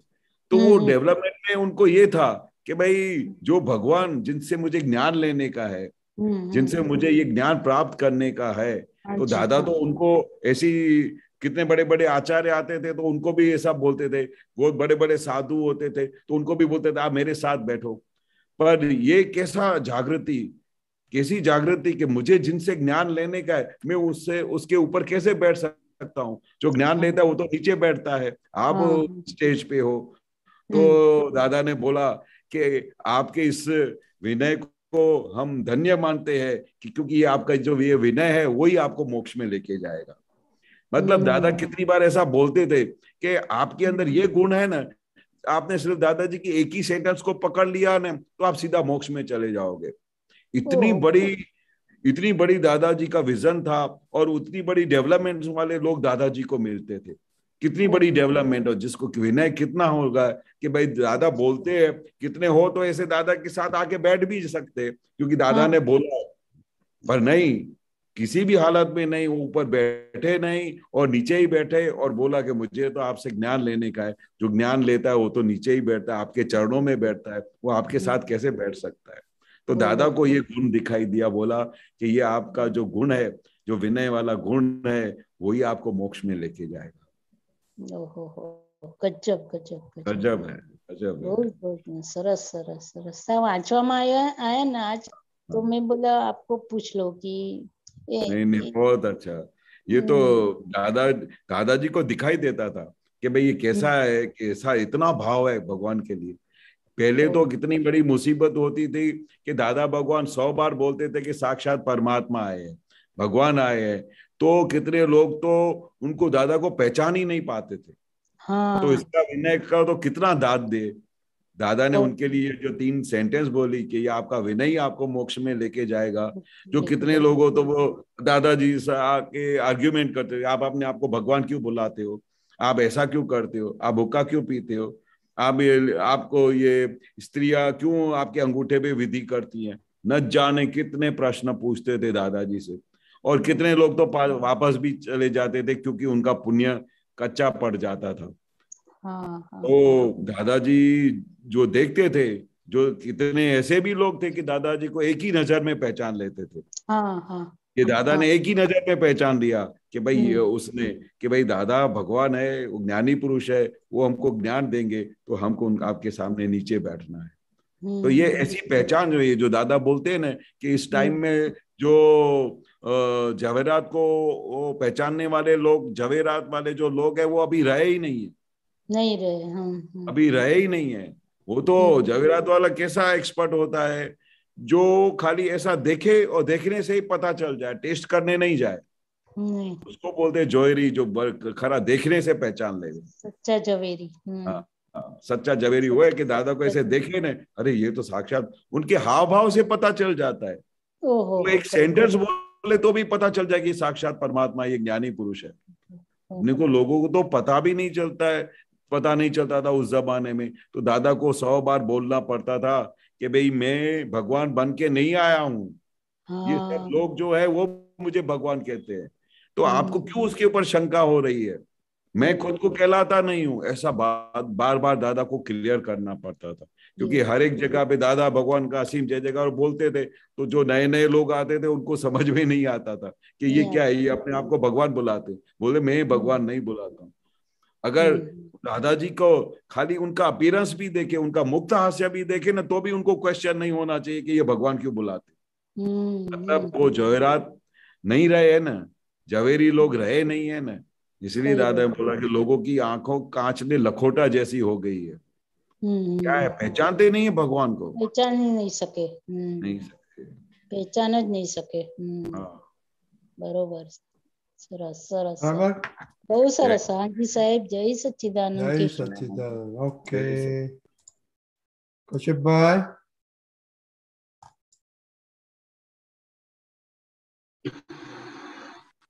जय सच्चिदानंद भाई। कश्यपभाई। हाँ जी, जय सच्चिदानंद। जय अब मुझे वो ये जो चल रहा है वाणी पे, जो सत्संग प्रयोग चल रहा है, उसके बारे में पूछना है कि वाणी बोलते हैं वो आत्मा का लीकेज है, मैंने ऐसे सुना पड़ा, तो वो थोड़ा बताइए ना उसके बारे में। पूरा बोलो ना, पूरा वाक्य क्या है? वाणी है आत्मा ना लीकेज कहवाए, ऐसा बोल। हाँ, उसके लीकेज यानी क्या? लीकेज क्यों बोलते हैं? लीकेज यानी जो बह जाता है, कितनी बार नहीं बोला जाता है कि भाई ये वाणी निकल गई। वाणी से क्या होता है कि दादा नहीं बोलते थे कि भाई इसके लिए भी वो 9 कलमों में इतना बड़ा कलम लिखा हुआ है कि वाणी का भाई किस तरह से दुरुपयोग हो जाता है, किस तरह से उसको, और वाणी का सदुपयोग होता है तो उससे कितना लाभ हो जाता है। वही वाणी से हम किसी को बुरा बुरा बोल देते तो पूरा उनका अस्तित्व बिगड़ जाता है। वही वाणी से हम आत्मा का आराधन कर सकते हैं और ज्ञानी पुरुष की आराधना कर सकते हैं। हर एक जगह पे उसका पॉजिटिवनेस का कितना अच्छा रिजल्ट आ सकता है। तो वाणी एक प्रकार की बहती है धारा है, वो जिस तरह से बह रही है उससे लाभ मिल सकता है। अगर उसके ऊपर वॉच हो, उसके ऊपर नजर हो, तो उसमें से पता चलता है कि ये वाणी से सामने वाले को कितना दुख हुआ, ये वाणी से सामने वाले को कितना लाभ हुआ। वो बहती धारा है, तो वो उसको देखना। दादा क्या बोलते हैं, ये वाणी निकलती है तो ये किसकी वाणी निकलती है? वो उसको छुटापना की जागृति में देखने का है, किस तरह से वो उसका वाणी का किस तरह से पॉजिटिव में लाभ होता है, किस तरह से गलत वाणी निकले तो उसका नेगेटिव रिजल्ट आता है। तो ये वाणी के ऊपर उपयोग रखने का दादा खास बोलते थे कि भाई ये मन वचन काया से, मन वचन काया, वचन यानी वो जो बोलते हैं वो, उससे भी किसी को दुख हो जाता है, वाणी से भी दुख हो जाता है। और वाणी के साथ हम दादा का भक्ति भी कर सकते हैं, गुणगान कर सकते हैं, तो दोनों का लाभ है। इसलिए वो 9 कलम में वो दिया है कि मेरी वाणी बोलवा थी आत्मवीर्य नु लीकेज थया करे। हाँ, आत्मा नु मतलब लीकेज, मतलब वेस्ट चला जाए, वीर्य का लीकेज हो जाए। तो वो क्या होता है कि अगर आपके ऊपर उसको, आपका वॉच नहीं है उसका, आपके ऊपर उसको उपयोग में नहीं बोलते हैं, तो वो लीकेज वेस्ट हो जाता है। कभी कभी ऐसी वाणी निकल जाती कि आपका इंटेंशन नहीं हो तो सामने वाले को दुख पड़ जाता है, तो वो लीकेज नहीं होना चाहिए। वो वाणी कितनी बार दादा एक बार एग्जाम्पल भी देते थे कि रास्ते में एक बहुत बुढ़ा आदमी जा रहा था, तो वो जा तो रहा था, तो नॉर्मली कोई लिप्स में बात करता है तो जोर से बोलते हुए जा रहा था। अभी वो जब जा रहा था और बोल रहा था, कोई उसके साथ में नहीं था, पर अपने आप से ही वो बातें करता जा रहा था। तो दादा बोले ये वाणी का लीकेज है, उसका पूरा लीकेज हो रहा है, किसी को उसको पता भी नहीं चल रहा है कि मैं क्या बोल रहा हूं, पर उसके जहन में जो भी बातें चल रही है वो उसके मुंह में आ जा रही है। अभी कोई विचार आता है तो मन में रहता है, तो मन में रहता है, आप अंदर उसका पृथक्करण कर सकते हैं, सोच सकते हैं, पर वो चलते चलते जा रहा था और बोलता भी जा रहा था। तो दादा बोलते ये वाणी का लीकेज है, लीकेज, उसको पता ही नहीं चल रहा है कि मैं क्या बोल रहा हूँ। और अगर और वो बोलने की जरूरत भी नहीं है और बोल रहा है तो वो उसका लीकेज हो गया पूरा वाणी का। लेकिन मतलब आत्मवीर्य का क्या मतलब होता है? आत्मवीर्य मतलब जो अपने को ऊर्ध्वगामी लेके जाता है, जो भी चीजें पॉजिटिव है, जो भी वाणी का सदुपयोग किया तो उसका ऊर्ध्वगति होता है, पर उसका दुरुपयोग हुआ तो फिर वो वीर्य का अधोगति होता है। तो मतलब ये दादाजी ये कहना चाह रहे हैं कि अधिक वाणी का जो अगर दुरुपयोग करेंगे तो फिर वो आत्मा की शक्ति कमजोर होती, ऐसा? कमजोर हो जाएगी, आपका पूरा मतलब डाउनवर्ड जाओगे, अपने को ऊर्ध्व गति में जाने का है। ऊर्ध्व गति कब होगी कि जब वो उसका ऊर्ध्व गति होगा, उसका विचार, उसका वाणी, उसका वर्तन, उसका सब टॉप पे जाएगा, तभी उसका ऊर्ध्व गति होता है, तभी हम केवल ज्ञान की लास्ट स्टेज पर जा सकते। तो इसमें वाणी आत्मा की शक्ति क्यों कम होती है वाणी के दुरुपयोग से? वाणी का दुरुपयोग हुआ, लीकेज हो गया। अभी सपोज आप कहीं बैठे हैं और आपकी वाणी में से कुछ भी गलत हो गया, वाणी से कुछ भी दुरुपयोग हो गया, या वाणी का कुछ भी लीकेज हो गया, सामने वाले को हर्ट किया, तो वो आत्मा की वीरती कैसे होगी? वो तो नुकसान हो जाएगा ना। अच्छा, पूरा डाउनवर्ड लेके जाएगा ना, क्योंकि हर एक गुण आत्मा की तरफ आगे प्रगति की तरफ लेके जा रहा है। हाँ, मन, वचन, काया, तीनों तीन काम करते हैं। मतलब मैंने अपना वाणी के लिए जो है मतलब वेस्ट वाणी बोला, या जो है मतलब वो दुख देने के लिए बोला, तो उससे आत्मा की शक्ति कैसे डाउन होती, ये थोड़ा सा कनेक्शन समझ। हाँ, अभी देखो, आपने किसी के लिए वाणी से किसी को ऐसा कुछ बोला कि भाई जिसकी वजह से उसको बहुत ठेस पहुंची, आपने वाणी का दुरुपयोग किया कि नहीं किया? हमारी वाणी आत्मा की शक्ति कैसे कम होती है? हाँ, वाणी कैसी होनी चाहिए? हितमीत प्रीत वाली होनी चाहिए, सबको खुशी देवे ऐसी होनी चाहिए, उसका प्रगति हो, उसका पॉजिटिवनेस वाली होनी चाहिए, सामने वाले को सुख वाली होनी चाहिए। अगर वही वाणी आपने किसी को दुख दे दिया तो उसको कितना दुख हुआ, उसकी वजह से वो आत्मा की जो प्रगति है, आप वो उस समय गलत वाणी बोले तो आप उपयोग में भी नहीं रहे, शुद्धात्मा के लक्ष्य भी छूट गया आपका, तो सब कुछ आपका आत्मा का सब कुछ नुकसान हो गया ना। हाँ, वो आत्मा दशा से निकल जाते हैं, सब निकल गया। ठीक है, समझ गए। हाँ, धन्यवाद। जय सच्चिदानंद। जय सच्चिदानंद। ओके दीपक, बाय। जय सच्चिदानंद केशवानंद जी। जय सच्चिदानंद। जय सच्चिदानंद। अपना ये इसके बारे में कि दादाजी को एक बार पुलिस पकड़ने आई थी, वारंट लेकर, अनअवेलेबल वारंट लेके आए थे। हाँ, उनके बारे में आपको पता है तो प्रसंग आप जरा बताइए ना। हाँ। और वो जो आजू बाजू वाले हैं वो भी कि उनको खुश होगा अगर आप मुझे हथकड़ी पहन के ले जाएंगे तो। हाँ, बरोबर। ऐसा एविडेंस आया था, पर वो एविडेंस ऐसा था कि दादा की कोई गलती थी नहीं, पर वो ऐसा दादा का संजोग आ गया, वो वारंट लेके आया, दादा ने उसको बोला बैठो, उसको चाय बाय पिलाया और बोला कि ऐसा तो कभी ऐसा आपके नाम पे वारंट आया कि आपने ऐसा गलत किया है, तो बोला कि चलो कोई बात नहीं। और आज ऐसा संजोग आया क्योंकि ज्ञानी पुरुष को हर पल हर घड़ी वो सहज रहते थे। उनकी दशा कैसी होती थी कि अगर दूसरी जगह पे क्या हो, अगर कोई वारंट लेके आए तो उसकी क्या दशा हो, उसका चेहरे का रंग बदल जाए, फिर वो उसको बोले कि ऐसा मेरा कोई दोष नहीं किया, फिर उसको थोड़ा रुश्वत देवे कि ये बता ऐसा करके थोड़ा टाल दो न कि घर में नहीं है दादा, ऐसा करके वापस करो, मतलब न जाने कितने वो प्रोटेक्शन करे। एक तो उसने गलत काम नहीं किया हो पर ऐसा संजोग आ जाओ तो दादा बोले कि भाई ऐसा संजोग आया है तो अभी उसको वेलकम करो।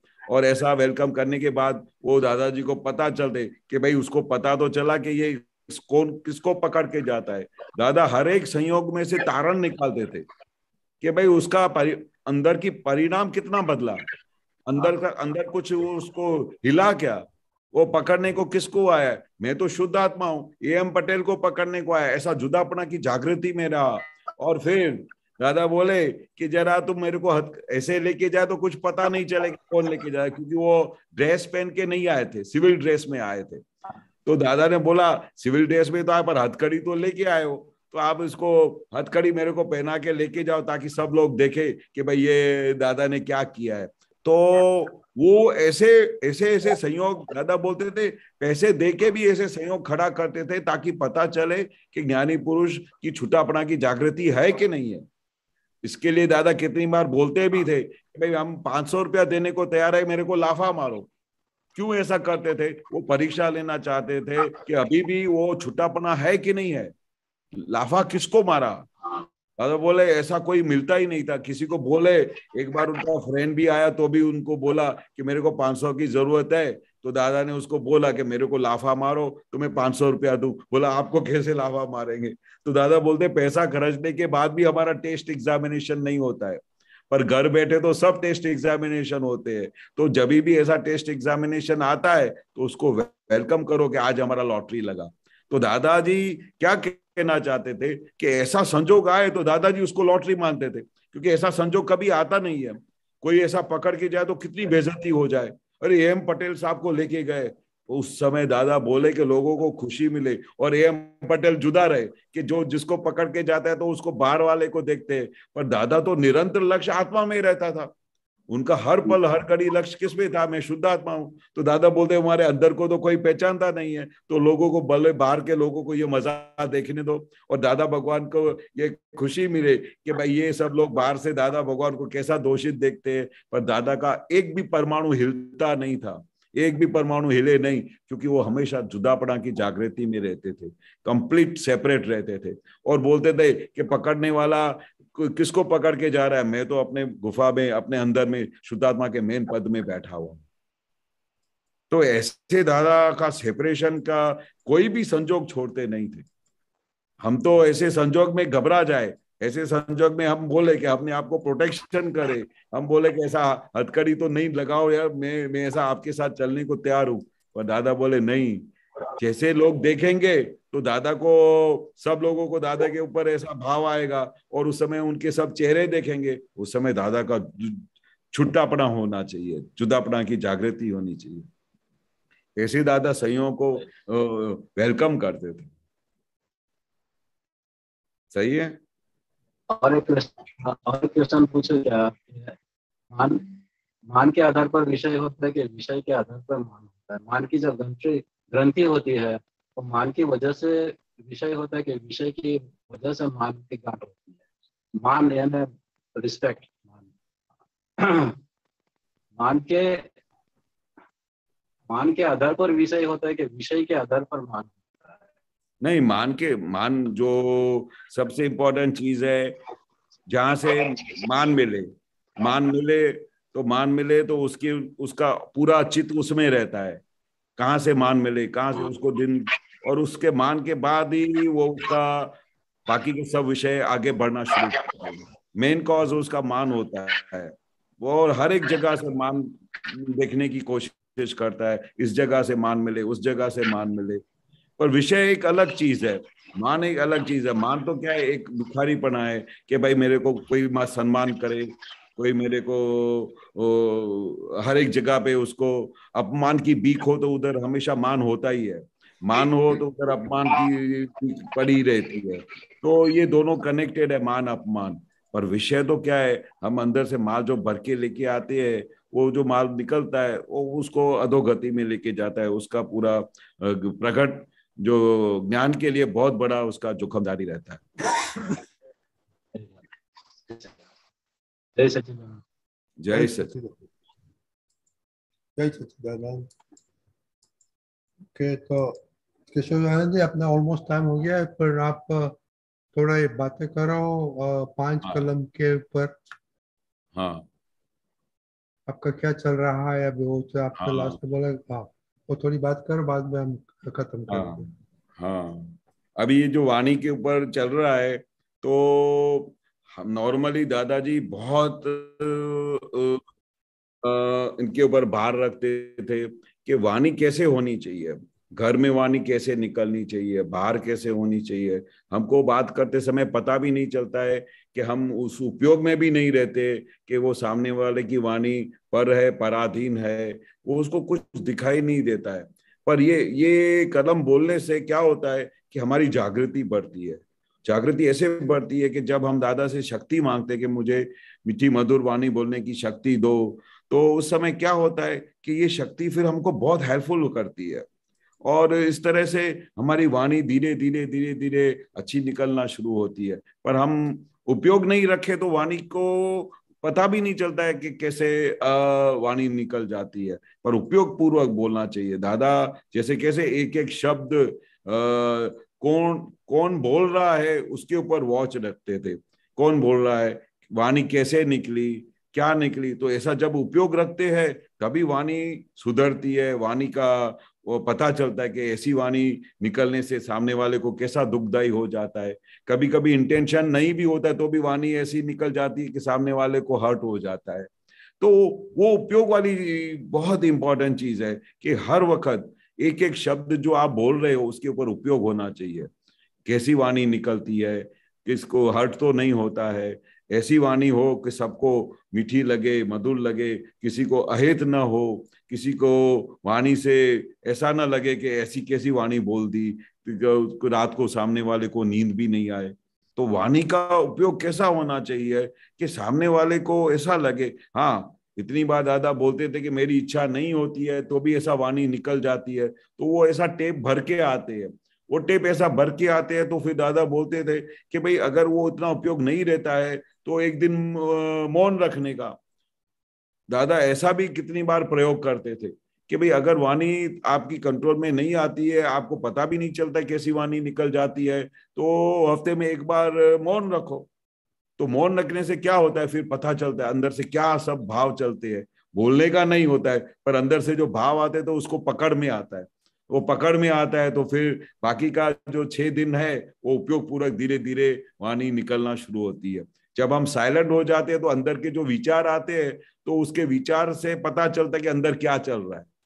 तो वो उपयोग रखने से, एक दिन मौन रखने से, ये दादा ने बहुत बड़ा रहस्य ढूंढ निकाला कि भाई वाणी का ऐसा दुरुपयोग होता हो, वाणी गलत निकल जाती हो, तो हफ्ते में एक बार उपवास मौन रखो ताकि उस दिन आप वॉच रख सको कि आपके अंदर क्या चलता है। और एक दिन मौन रखे तो फिर उसके बाद फिर बाकी के दिन में धीरे धीरे धीरे धीरे वाणी सब इंप्रूव हो जाती है। तो वाणी का उपयोग रखने से बहुत बड़ा लाभ होता है वो, और अपने को पता भी चलता है कि हमारी वाणी कैसे निकल रही है, सामने वाले को हर्ट तो नहीं करती है, सामने वाले को हित वाली वाणी बोलनी चाहिए, हितकारी हो, उसको अच्छा लगे। और बाकी तो हम दादाजी हर एक बात में ऐसा बोलते थे, उपयोग बोलो, खाते समय उपयोग, वाणी बोलते समय उपयोग, हाँ, अपना बात करते समय उपयोग, आपके मन वचन काया का उपयोग कैसे चलता है उसके ऊपर उपयोग होना चाहिए। उपयोग से क्या होता है कि आप उसको पहचान सकते हो, उसको जान सकते हो, अपनी प्रकृति को पहचान सकते हो कि ये ऐसा ऐसा खामी है प्रकृति में। उपयोग में इतनी बड़ी शक्ति है। उपयोग के बगैर आप बात बोल जाओ तो कुछ पता भी नहीं चलता है। पर दादा की साइंस में उपयोग नाम की बहुत बड़ी चीज थी जो दादा बताते थे। खाते समय उपयोग, बोलते समय उपयोग, काम करते समय उपयोग, कौन काम कर रहा है उस समय उपयोग। ऐसा उपयोग रखने से आत्मा की बहुत जबरदस्त प्रगति होती है, अंदर से बहुत डेवलपमेंट होती है। बरोबर है? बहुत बहुत अच्छा किया। ये उपयोग का थोड़ा एक्सपेरिमेंट करना पड़ेगा। Very good. जय सच्चिदानंद। जय तो अभी सच्चिदानंद। अपना टाइम हो गया है, तो आप त्रिमंत्र बोले, आई विल फॉलो यू। हाँ। नमो वितरागाय, नमो वितरागाय, नमो अरिहंताणम, नमो अरिहंताणम, नमो सिद्धाणम, नमो सिद्धाणम, नमो आयरियाणम, नमो आयरियाणम, नमो उवज्जायाणम, नमो उवजायाणम, नमो लोए सव साहुणम, नमो लोए सव साहुणम, ऐसो पंचन मुक्कारो, एसो पंचन मुक्कारो, सव पावपणासनो, सव्वपावपणासनो, मंगलाणं च सव्वेसिम, मंगलाणं च सव्वेसिम, परमं हवै मंगलम। परमं हवै मंगलम।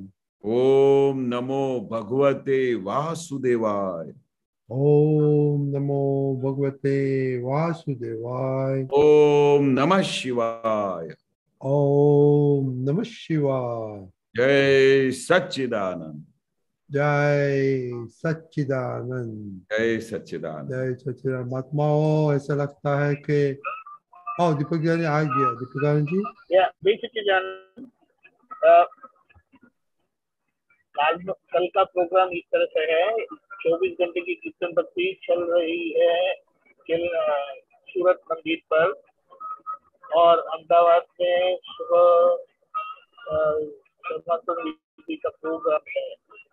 तो इसको लक्ष्य में रखते हुए हम सुबह प्रातः विधि करेंगे और सीधे रात को 9 बजे तक सत्संग इस तरह से ही करेंगे।